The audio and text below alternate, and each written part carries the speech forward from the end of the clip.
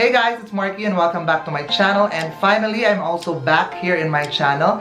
So pasensya na at medyo natagalan yung ating bagong video. But I am back with more content, with more educational content for you guys na makakatulong sa inyong student life.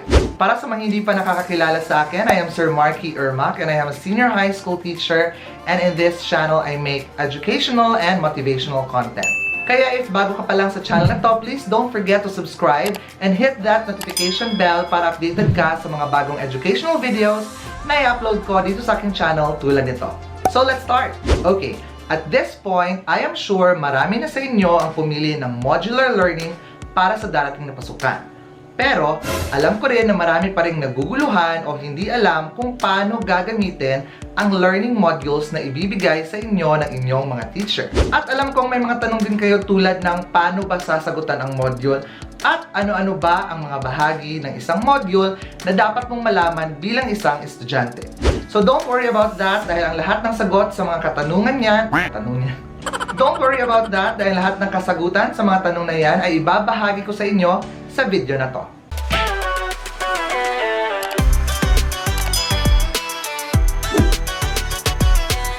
So what we're going to do here is you look at your screen dahil ipapakita ko sa inyo yung isang example ng learning module na ibinigay ng DepEd for the senior high school subject na Media and Information Literacy.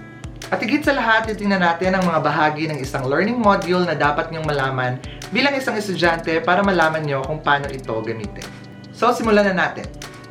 On your screen, makikita niyo dito yung inyong title page ng inyong module. And for this example, gagamitin natin ang module ng Media and Information Literacy for senior high school. Okay, nandyan yung ating learning area or title. Naka-indicate din dyan kung anong quarter gagamitin itong module na ito at pang ilang module na yan. So on the next page, nandito yung ating isa sa preliminary pages at nandito din yung ating mga authors, editors, reviewers, illustrators or yung development team na naging bahagi sa pag-create ng module na ito. And on the next page, nandito yung ating introductory message about the learning area na pag-uusapan dito sa module na ito. Sa page din na ito, makikita yung ating mga lessons na meron sa module na ito. Ayan. Okay, meron siyang general instructions for learners. Dapat nyo yung basahin. At general instructions para naman sa aming mga teachers. After doon sa instructions for learners and teachers, magsisimula na yung ating lesson proper. So for this video, ang gagamitin nating example ay ang lesson 2 ng module na ito. Now, if you look at your screen, makikita nyo dito yung ating lesson 2 at nandito yung kanyang title, Media Literacy, Information Literacy, and Technology Literacy. Makikita nyo din dito yung ating tinatawag na introductory paragraph for that particular lesson. Now, nandito yung ating main parts ng ating module. First is what I need to know or the learning objectives. Ano ba ito? For what I need to know or yung ating learning objectives, this will give you an idea of the skills or competencies you're expected to learn in the module. So basically, this part right here is nakasulat dito yung mga expected mong dapat malaman or yung competency na dapat mong ma-achieve or dapat mong gawin as a student. Next, what I know or yung ating pre-test or pre-assessment. What I know is the part that includes an activity that aims to check what you already know about the lesson to take. If you get all answers correctly, you may decide to skip this module. So basically, this part right here is a pre-test or a pre-assessment to check whether you have a prior knowledge about the lesson in this module. So makikita nyo dito yung ating example.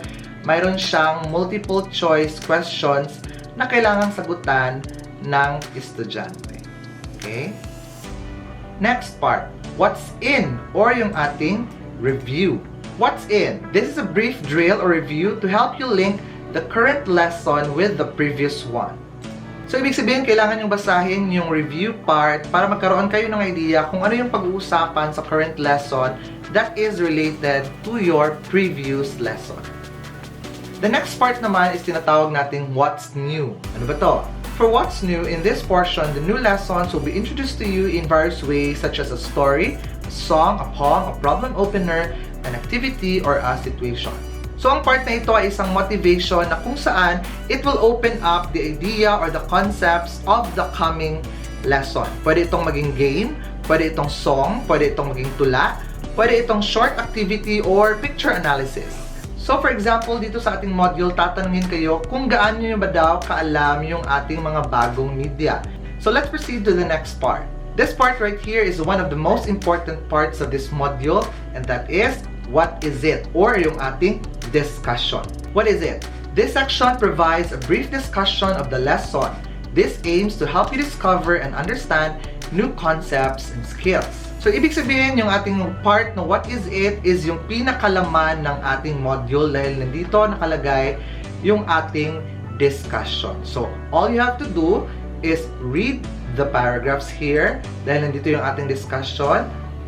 So, what is it? Makakakita kayo ng mga tables na makakatulong sa inyo para mas lalo nyong maintindihan yung inyong lesson gaya nito. So, mayroon dyang mga tables, mayroon din dyang mga activities, discussion, diagrams, okay, enumeration, meron din dyan.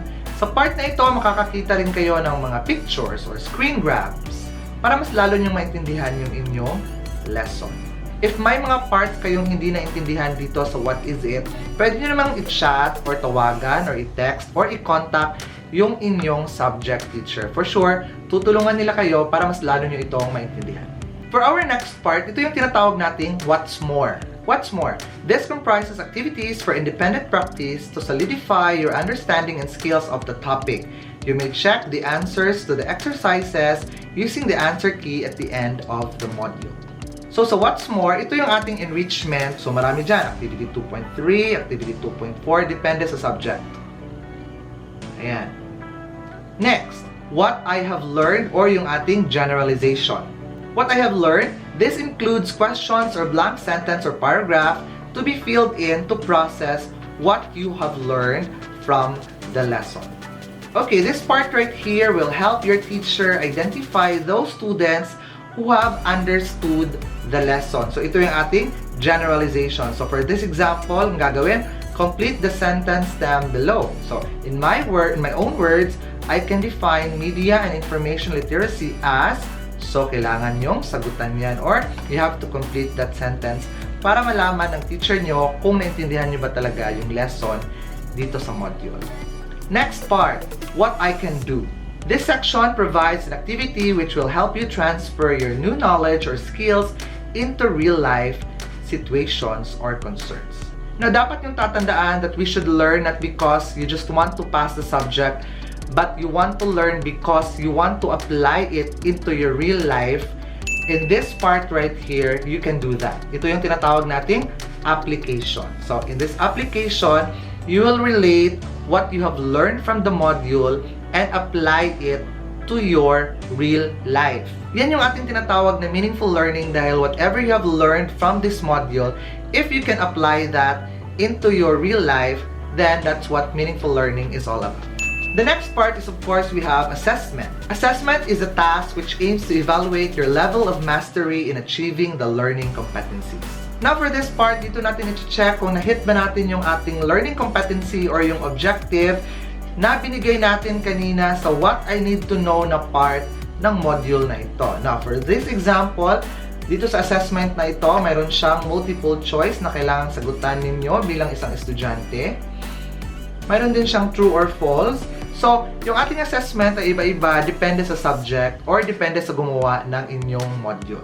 Yung ating next part naman ay yung tinatawag nating additional activity. Yes, marami kayong gagawing activities, especially with modular learning. This additional activity will be given to you to enrich your knowledge or skills of lessons learned. This also tends retention of learned concepts. So the main purpose of this part right here is for you to better understand the lesson or for you to better retain the concepts and ideas of the lesson presented in this module. So kailangan yung gawin yung activity na yan. So actually, mayroon pang last part ang module na ito at yun yung tinatawag nating key answers. This contains answers to all activities in the module. But I doubt kung ibibigay sa inyo ito ng inyong teacher. So that's it guys. I hope at this point, alam nyo na kung ano-ano yung mga bahagi ng isang module at alam nyo na kung paano ito sasagutan o gagamitin. But don't worry if naguguluhan pa rin kayo kung paano gamitin ang module dahil nandyan naman ang inyong mga class advisors para kayo ay tulungan. By the way, if you're interested with other educational videos na nagawa ko dito sa aking channel, you can check out this video and this video.